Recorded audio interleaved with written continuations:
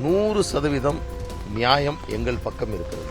பாட்டாளி மக்கள் கட்சியினுடைய 100% தொண்டர்கள், கட்சியினுடைய நிர்வாகிகள் எங்களோடு இருக்கிறார்கள். சாதிவாரி கணக்கெடுப்பு நடத்த வலியுறுத்தி சென்னையில் வருகிற 17ஆம் தேதி நடத்தவுள்ள தொடர் முழக்க போராட்டத்தில் பங்கேற்குமாறு அதிமுக பொதுச் செயலாளர் எடப்பாடி பழனிசாமிக்கு அன்புமணி தரப்பில் நேரில் அழைப்பு விடுக்கப்பட்டுள்ளது. இடஒதுக்கீட்டை ஆதரிக்கின்ற திமுக கூட்டணியில் உள்ள கட்சிகளுக்கும் தங்களது போராட்டத்தில் பங்கேற்குமாறு அழைப்பு விடுத்துள்ளதாகவும் வழக்கறிஞர் கே. பாலு கூறினார்.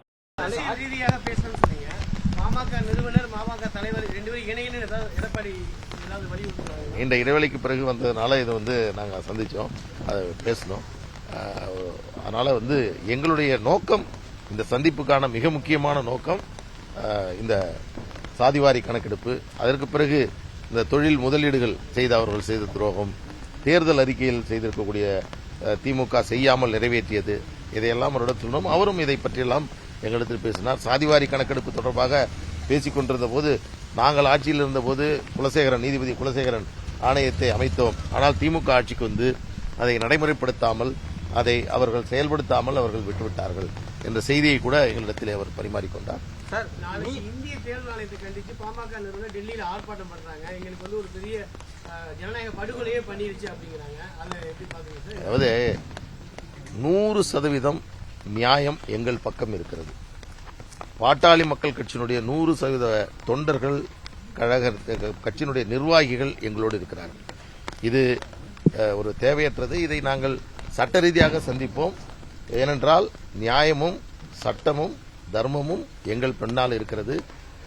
லட்சக்கணக்கான பாட்டாளிகளை காப்பாற்ற வேண்டும். தமிழகத்தினுடைய வளங்கள், நலங்கள், தமிழகத்தினுடைய முன்னேற்றத்திற்கான ஒரு செயல் திட்டத்தை கொண்டு அன்புமணி ராமதாஸ் அவர்கள் சிறப்பாக பயணம் செய்து கொண்டிருக்கிறார். ஒட்டுமொத்த மக்கள், குறிப்பாக பாட்டாளிகளுடைய பேராதரவை பெற்றிருக்கக்கூடிய அன்புமணி ராமதாஸ் அவர்களுக்கு ஒரு முழுமையான ஆதரவு, பலம் இருந்து கொண்டிருக்கிறது. ஏதோ இங்க மழை கிழ பெய்யுது அப்படிங்கிறதுக்காக டெல்லியில் போய் ஏதோ சுற்றுலா போறதுக்காக போயிருந்திருப்பாங்க. அது ஒன்றும் பெருசு. எடப்பாடி அவர்களை சந்திச்சது தேசிய ஜனநாயக கூட்டணியில ராமதாஸ் அவர்கள் தரப்புக்கு முன்னாடியே நம்ம அன்புமணி ராமதாஸ் அவர்கள் தரப்பு கூட்டணியில இணைவதற்கான ஒரு தொடக்க புள்ளியாக இல்ல. இதுக்கு நீங்க வேற முடிச்செல்லாம் போட வேண்டாம். இது முழுக்க இது சமூக நீதி சார்ந்து, இடஒதுக்கீடு சார்ந்து, சாதிவாரி கணக்கெடுப்பு நடத்த வேண்டும் என்ற ஒற்றை காரணத்திற்காக நாங்கள் வந்தோம். எனவே அந்த நிகழ்வு இப்பொழுது நிறைவேறி இருக்கிறது. நன்றி, வணக்கம்.